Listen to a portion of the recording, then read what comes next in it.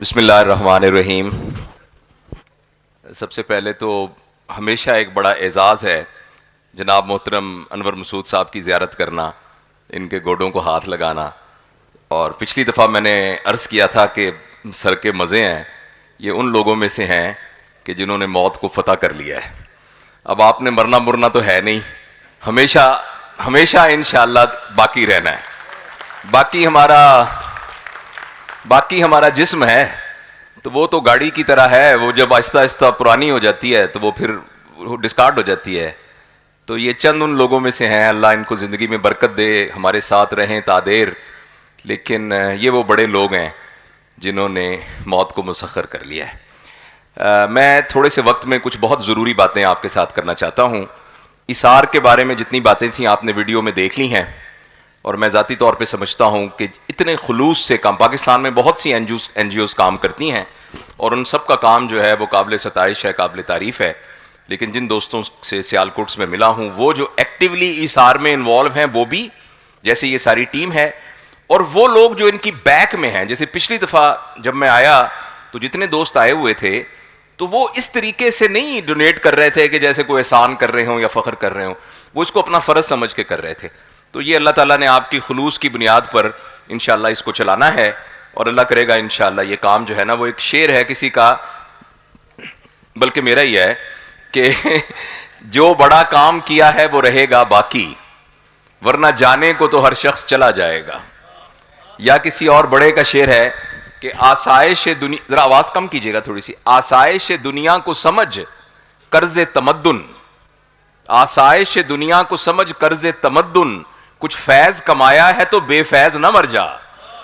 تو اللہ نے ہم سب کو دیا ہوا ہے، اللہ کا شکر ہے کہ ہم رات کو ایک سائے کے نیچے سوتے ہیں، کپڑے ہمارے پہنے ہوئے ہیں، صبح کے ناشتے کی ہمیں فکر نہیں، رات کا کھانا کھا کے سوئیں گے. تو اتنے ہزاروں لاکھوں لوگ ہیں جن کو یہ نہیں پتا کہ وہ کہاں سوئیں گے، اور جن کو یہ نہیں پتا کہ رات کا کھانا ملے گا یا صبح کا ناشتہ ملے گا یا نہیں ملے گا. تو ان سب کی فکر جو ہے وہ ہماری ذمہ داری ہے. غریب کا جو حق ہے وہ امیر کی ذمہ داری ہے، اور جو امیر کا حق ہے وہ اللہ تعالیٰ نے غریب کی ذمہ داری بنا دیا ہے. غریب، امیر چاہتا ہے اس کے پیسے نہ خرچ ہوں، تو غریب کے لیے یہ ذمہ داری ہے کہ اگر تم نے بھیک مانگی تو آخرت میں تمہارے جسم کے اوپر، ہڈیوں کے اوپر جیسے چمڑا نہیں ہوتا نا، ویسے تمہارا جسم ہوگا. حدیث کا ایک مفہوم ہے.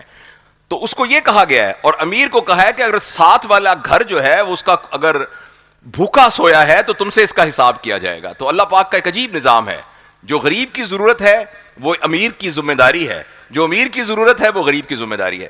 بہرحال اس سلسلے میں باتیں کی گئی ہیں، اور مجھے اس بات کا پورا یقین ہے کہ آپ لوگوں کو کوئی کنونس کرنے کی ضرورت نہیں ہے، آپ سے کوئی چندے کی اپیل کرنے کی ضرورت نہیں ہے، آپ کو یہ کہنے کی ضرورت نہیں ہے کہ اس میں حصہ ڈالے.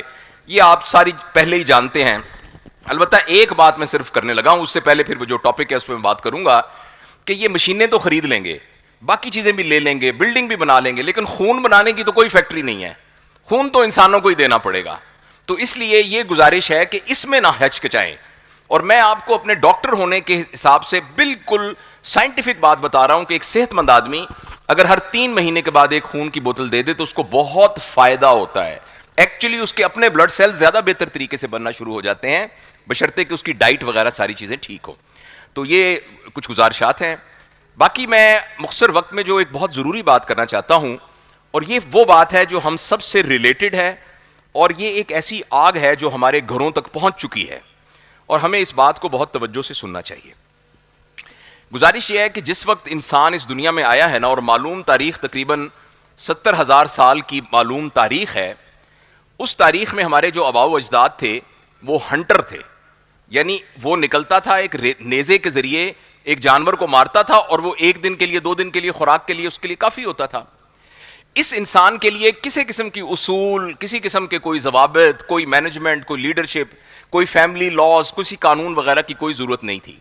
لیکن جب انسان کے نا پیٹ کا مسئلہ کچھ تھوڑا سا بہتر ہوا، اور ایک عجیب چیز ہوئی جس کو ہم کہتے ہیں، اور انسانی تاریخ میں وہ ایک نا بالکل جو پلٹنے والی چیز تھی، وہ یہ تھی جسے کہتے ہیں ڈومیسٹیکیشن آف فائر. پہلے آگ پہاڑوں پہ نظر آتی تھی، جب انسان کی آگ قابو میں آ گئی تو انسانی تاریخ تبدیل ہو گئی. صرف آگ کے ڈومیسٹیکیٹ کرنے سے. ایک چمپینزی 18 گھنٹے کھانے کو چباتا ہے،